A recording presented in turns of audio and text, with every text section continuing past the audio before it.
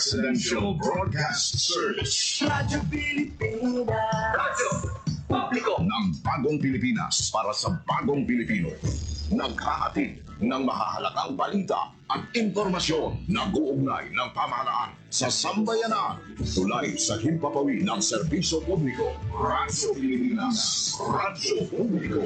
Ang boses ng Pangulo sa Iloilo. Radyo Pilipinas. 585 AM. Oras mabelas 4:06 sa hapon. Gikan sa hulog balitaan sa PBS, Radyo Pilipinas, Iloilo. Gintipon sa buos na pwersa sa News and Public Affairs Division. Mga pagsaysay sa mga hitabo o aksyon, mga pananawan, kag desisyon, mga hibubunon sa apektuhan na sektor, mga dalagpong nga balita, diri sa Iloilo, at mga bahin sa Kabisayan nagkatunggan. Mga balita nga natipon sa sulod sa naligan ng 24 oras. Inyo mapatian sa Headliners Watch. Kagkaroon, yari ang inyong PBS News Team.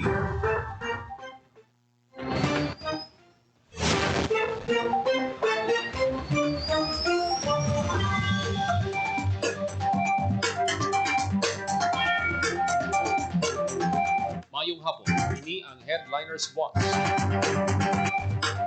Huwebes, Hunyo 12.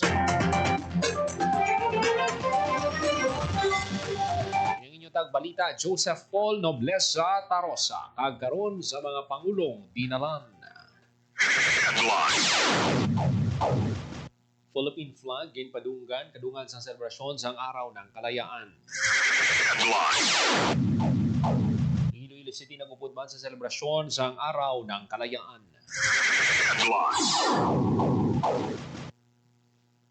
Selebrasyon sang araw ng kalayaan sining atoy uli nga Independence Day celebration ni Treñas bilang alkalde sang syudad.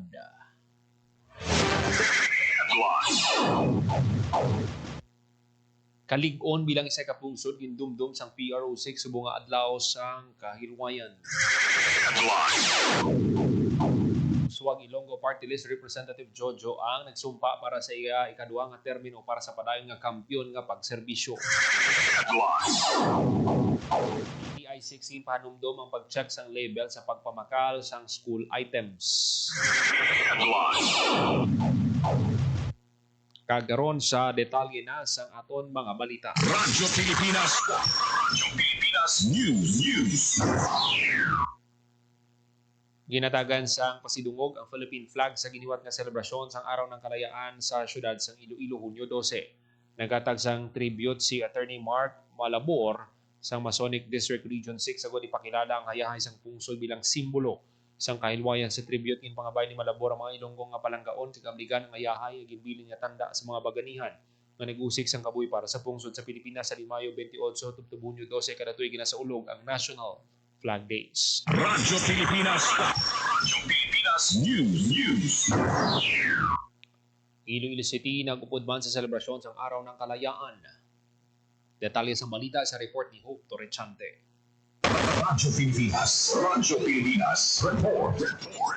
Ululupod nga gindumdum sa mga Ilonggo ang ika-127 nga araw ng kalayaan sa isa ka makahulugan nga seremonya nga ginhiwat sa makasaysayan nga Plaza Libertad sa atubang sang Iloilo City Hall. Dinapit si Department of Tourism Western Visayas Regional Director Crisanta Marlene Rodriguez nga naghatag sang iya mensahe tuhoy sa importansya sang okasyon subong nga adlaw. Ginpanginbulahan man sang DOT6 Chief ang mga makabag-o nga bayani sang pungsod, ang mga tourism frontliners, cultural workers, entrepreneurs kag advocates nga nagapahibalo sang istorya sang syudad sa kalibutan. Suno kay Rodriguez, bangod sa ila dedikasyon nakabalhag sang masobra 1 million tourist arrival kag 9.4 billion pesos tourism revenue ang Iloilo City sang nagligad nga tuig. Samtang nag-alay man ang city government sang bulak sa monumento ni Dr. Jose Rizal sa plaza. Para sa Bagong Pilipinas, Hope Torrechante, Radyo Pilipinas, Radyo Publiko. Ang ika-127 nga selebrasyon sa kailwayan sa Pilipinas sa uli nga Independence Day celebration ni Iloilo City Mayor Jerry Treñas. Ining ginpahayag mismo sang alkalde siya speech sa giniwat nga seremonya sa atubang sa City Hall na ibaluan yung magatapos ng termino sang tatay nga Treñas sa Hulyo sa tapos nga nagdesisyon nga hindi na magpapili sa 2025 midterm elections. Sa Bailo, buslan siya sa iyaman bata nga si Raisa Treñas Chu nga nagdaog sa pagkaalkalde sa syudad sang Mayo. Sunod kay Treñas tapit 4 ka dekada siya sa politika, nagserbi sa City Hall kag mangin sa House of Representatives indumduman sang outgoing mayor ang mga nangin panglakaton sang syudad halin sadto tugtog karon. Radyo Pilipinas. Radyo Pilipinas News. DOH USEC Dr. Mary Ann Palermo maestral dinapit nga bisita sa 127 Philippine Independence Day celebration sa Banwasang Santa Barbara, Iloilo. Detalye sa balita sa report ni Janelle Baclay. Radyo Pilipinas. Radyo Pilipinas. Report. Nangin magunalago ng pagsaulog sa 127th Independence Day sa Banwasang Santa Barbara, Iloilo. Kadungan sa pagkanta sa lupang hira ang pagpasaka man sa isa sa pinakadako ang hayay sa pungsod Pilipinas na nagalaba sang 20 by 40 feet. Ginpahura ni Department of Health Undersecretary Dr. Marian Palermo Maestral ang selebrasyon bilang keynote speaker sa kaliwatan. Naghalad man sang bulak ang opisyal sa statwa ni General Martin Chofilo Delgado, isa sa mga Ilonggo nga baganihan nga nagpakigbato sa kahilwayan sang pungsod. Sa iyang mensahe ginpanumdum siniyang kangtanan sang kahilwayan padulong sa handom nga maayo nga buwas damdag. Dugang pa ni Maestral, kilala ang Cry of Santa Barbara sa istorya sang kaisog sa mga Ilonggo na instrumento sa naangkon na kahilwayan kag gini ang dapat magapabilin nga inspirasyon. Bilang opisyal sang DOH, ginpayag sini nga handom niya ang pagbuligay kag paghugpong agud maangkon ng kahilwayan sa malnutrisyon, gutom, kapigadohon, kakulang sa edukasyon, bagay nga ginatingwaan nga malampuasan sang mga Pilipino. Para sa Bagong Pilipinas, Janelle Baclay, Radyo Pilipinas, Radyo Publiko. Kahilwayan pinakamahal kag pinaka-demanding nga bugay suno kay Negros Occidental Governor Lacson. Detalye sang balita sa report ni JP Hervas. Radyo Pilipinas. Radyo Pilipinas. Report. Nagway ni Negros Occidental Governor Eugenio Jose Lacson nga most costly kag most demanding blessing ang kahilwayan sa pungsod. Patag ni Governor Lacson, most costly ini para sa mabaganihan nga Pilipino nga nagsakripisyo sa ilang kabuhi kag most demanding para sa karon nga mga Pilipino nga gintugyanan sa obligasyon nga halungan ini. Ginpanumduman sa gobernador sa tanan nga negrense nga wala basta-basta ginhatag sa aton kamalaman ang ini nga kahilwayan. Pero sa iya, ini tuman nga ginpangabudlayan pinaagi sa madamo nga pag-antos kag sakripisyo. Dugang pa sa opisyal, ang kahilwayan hindi lang isa ka adlaw sa kalendaryo, pero isa ka adlaw-adlaw nga buluhaton sa paghalong sa demokrasya, pag-alalangay, kagustisya. Para sa Bagong Pilipinas, JP Harvas, Radyo Pilipinas, Radyo Publiko. Bacolod City nagabuylog sa pagsaulog sa Independence Day. Detalye sang balita sa report ni JP Hervas. Radyo Pilipinas. Radyo Pilipinas. Report. Nagbuylog ang mga pumuliyo sa Bacolod City sa paghiwat sang adlaw sa Kilwayan na may mga kalayaan, kinabukasan, kasaysayan. Ang selebrasyon, ginpangunahan ni Bacolod City Mayor-elect Greg Gasataya, kaupo ng pila sa mga opisyal, kag mga tiglawasang nanuway-tuway nga sektor sa syudad. Sa iya mensahe, ginhatagan punto ni Gasataya ang kaimportansya sa mga sakripisyo sa mga Pilipino para lang sa kalwayan sa pungsod. Nakip sa mga aktibidad nga aging preparar para sa pagsaulog karon nga tuig ang flag raising ceremony, wreath laying, kag civic military parade. Ginpasalig naman sa mga Bacolod noon nga padayon nila nga igakabuhi ang pagkamakabayan kag pag-ugyon para sa buwas damlag sang pungsod Pilipinas. Para sa Bagong Pilipinas, JP Harvas, Radyo Pilipinas, Radyo Publiko.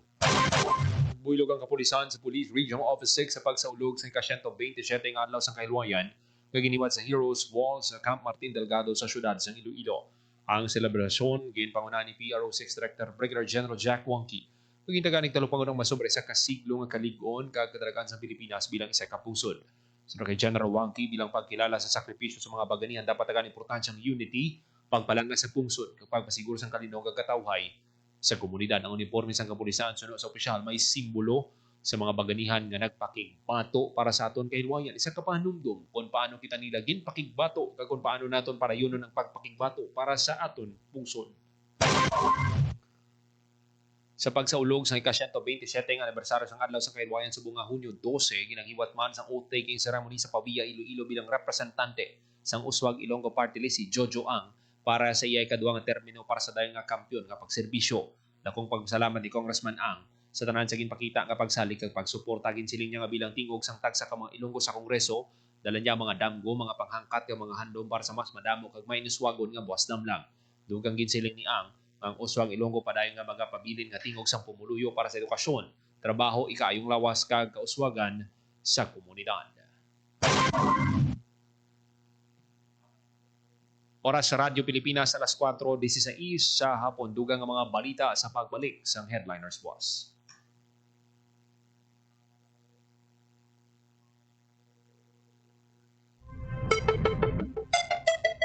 Ang violence against women and their children o VAUC ay isang krimen at hindi isang pribadong usapin lamang. Ito ay nakasaad sa Rule 3, Section 6 ng Republic Act 9262 o Anti-Violence Against Women and Their Children Act of 2002. May obligasyon ako, ikaw, tayong lahat. And vow now. It's our duty. Ang paalala nito ay hatid sa inyo ng Philippine Commission on Women at ng himpilang ito. Sana'y tinakin ng mga magulang kong maipanganak akong malusog. Kumain si nanay ng may sustansyang vitamin A panlaban sa infeksyon. Para din sa mata, balat, bumbunan at mga buto. Ayon, pagpabuhay ng dugo at muscles. Ayodin, pang-iwas sa komplikasyon at pagiging abnormal. Importante din ang check-up kay doktor. Kasi healthy nanay, ganda buhay.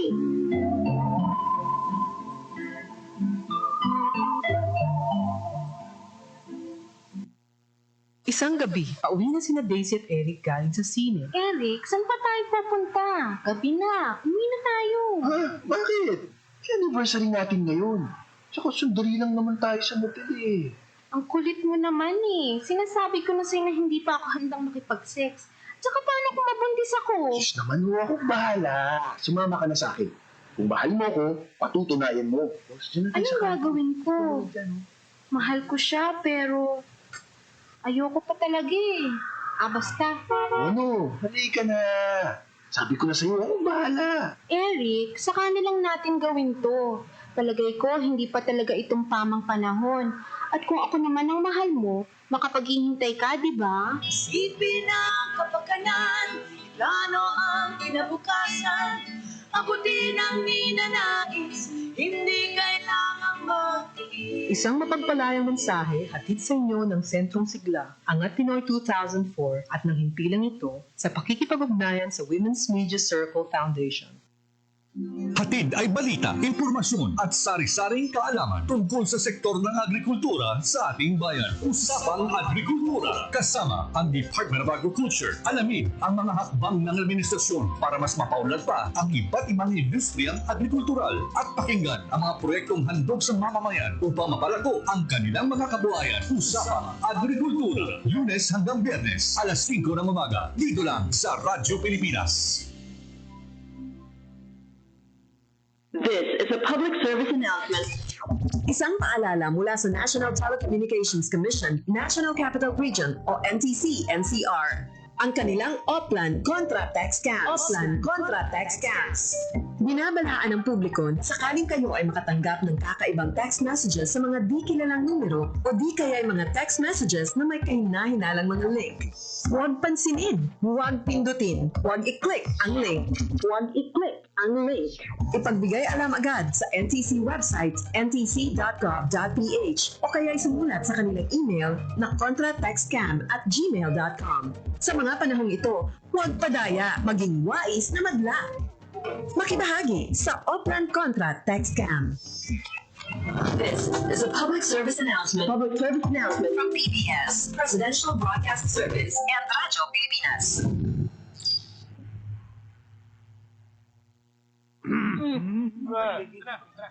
Chong, pasipol-sipol, mga manong sa labas. Magtigil at gumalang, kaya ikaw sa nabibig, kundi maganda ang lalabas. Pare, ang catcalling ay isang uri ng sexual harassment. Di biro ang sexual harassment at di nakakamacho ang pang-aabuso. Kaya ikaw sa nabibig, kundi maganda ang lalabas. Isang paalala mula sa Philippine Commission on Women at ng himpilang ito. Banta sa kalusugan na dala ng COVID-19 ay seryosong binabantayan. Pero huwag kalimutan ang ibang sakit na sanhi ng baha at pag-ulan. Dengue. Dahil sa pag-ulan, maraming mga areas na umiipon yung water. Leptospirosis dito sa Pilipinas, very common sa atin ang pagbaha. Ugaliin maging malinis sa katawan at malinis sa kapaligiran.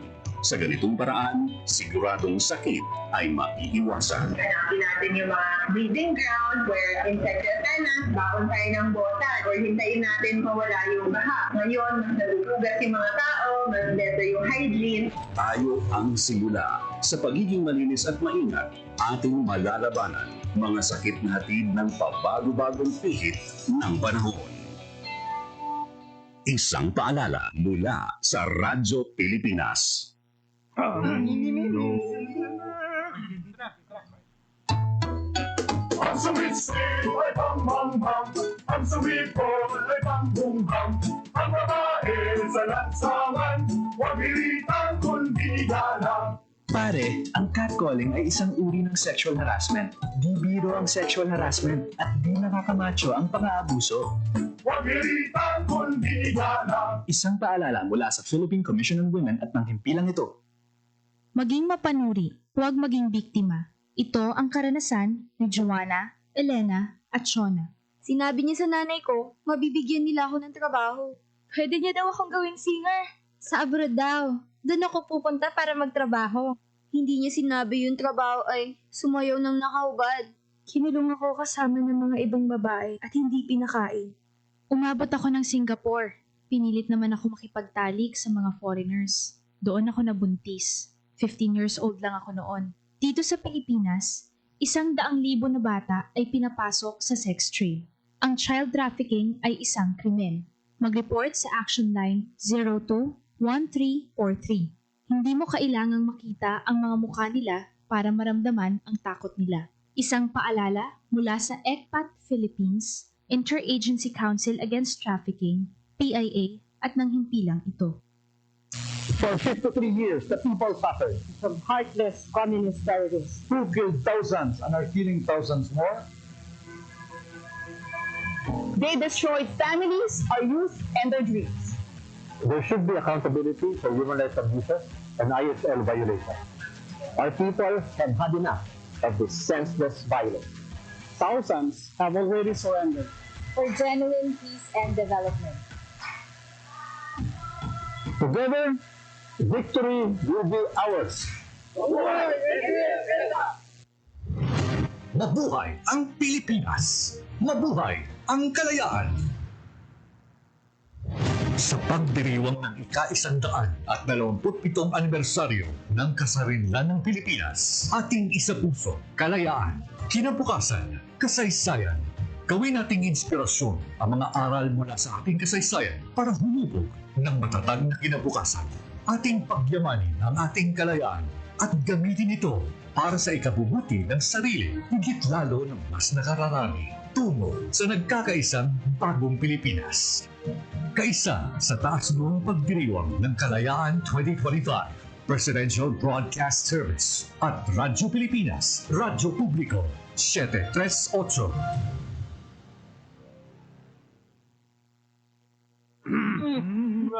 M, 1, 2, M. Pahatuhon, balik at ulo, itapuitan, may mga susus. Huwag mong titigan ang hindi sa'yo at maging disenteng tao. Pare, ang catcalling ay isang uri ng sexual harassment. Di biro ang sexual harassment at di nakakamacho ang pang-aabuso. Isang paalala mula sa Philippine Commission on Women at ng himpilang ito.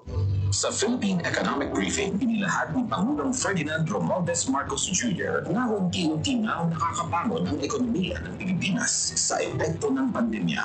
The country is on its way to a strong recovery from the pandemic and a robust, broad-based growth in the next 6 years. Kanya rin kainlatan ang nakikitang solusyon sa inflation at kahirapan sa bansa. We'll focus on agriculture as a strong driver for growth. An efficient and modern agriculture sector will ensure food security for all and reduce poverty.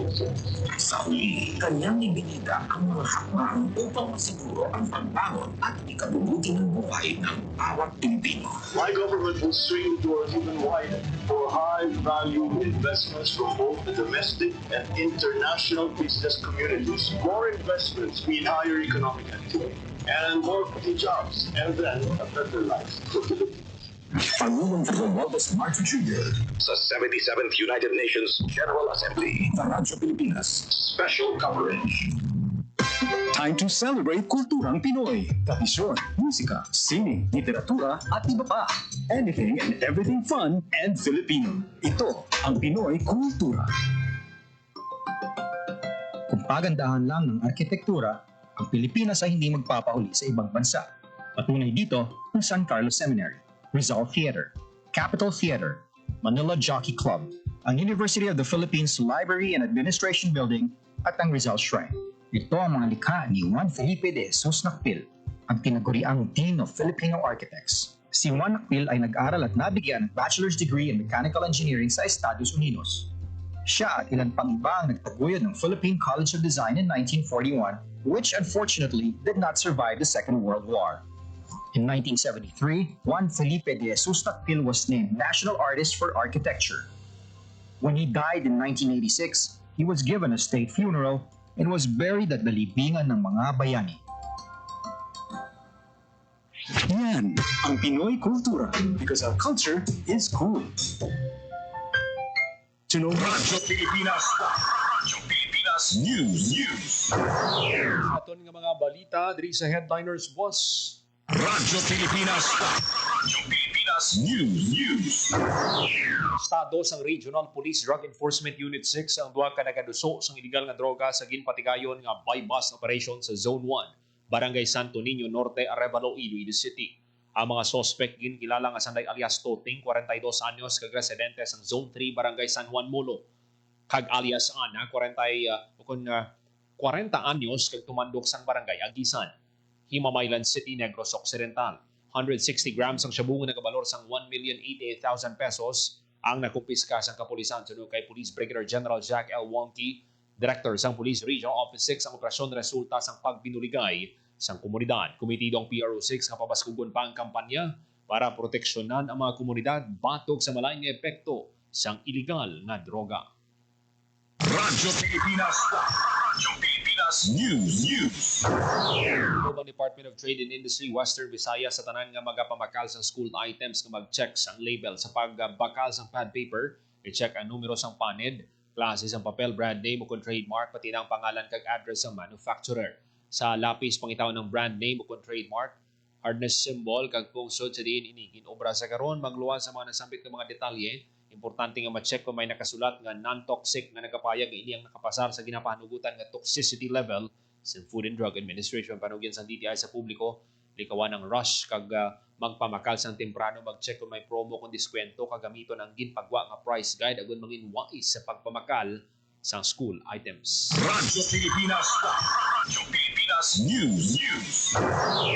1,550 ka social pensioner gikan sa distrito sang Molo nagbaton sa stipend gikan sa DSWD Field Office 6. Detalye sang balita sa report ni Marian Grace Sereniata. Radyo Pilipinas. Radyo Pilipinas. Nakatato na sang ila stipend para sa ikaduwang quarter sa 2025 ang 2,450 ka mga social pensioner gikan sa distrito sang Molo sa syudad sang Iloilo. Ang mga social pensioner gikan sa 25 ka barangay sang Molon District. Kada benepisyaryo sang social pension program sang DSWD ang nagbaton sang 3,000 pesos. Ang SOCPEN program isa ka programa sang gobyerno nga nagahatag sang bulig sa mga kwalipikado nga mga tigulang nga nagaedad 60 anyos pasaka nga maluya, masakiton, disabled kag wala sang pension agud makabakal sang ina pagkaon, bulong kag essential nga galastuson. Para sa Bagong Pilipinas, Marian Grace Ereñata, Radyo Pilipinas, Radyo Publiko. Kapasinhon nag-donate sang dugo. Detalye sang balita sa report ni Marian Grace Ereñata. Radyo Pilipinas. Radyo Pilipinas. Sa lating activity ang ginhiwat sa syudad Sampasi sining karon lang. Ginhiwat ang ugyon para sa pasinhon dugo mo kabuhi ko sang lokal nga panguluhan ko sa diin 300 ka pasinhon ang nagdonate sang dugo. Ang mga donors gikan sa pila ka mga barangay sang Salngan, Aglalana, Imbang Grande, Kinagiringan Grande, Hagimitan, Manit, Poblasyon Ilawod kag Poblasyon Ilaya. Tinutuyo sa kahiwatan nga pasanyugon ang volunteerism kag ikaayong lawas kag mabuligan ang nagakinahanglan sang dugo. Para sa Bagong Pilipinas, Marian Grace Areñata, Radyo Pilipinas, Radyo Publiko. Oras sa Radyo Pilipinas, alas 4:30 sa hapon.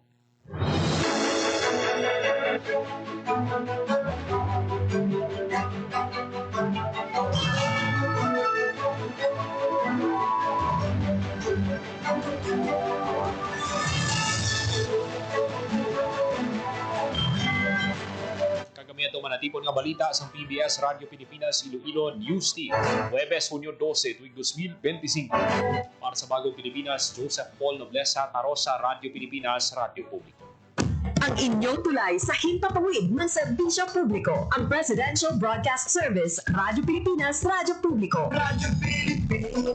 Radyo Publiko. Kinilala ng pag-international at prestigyosong Asia Pacific Broadcasting Plus Awards 2025 para sa kategorya ng Government Stream.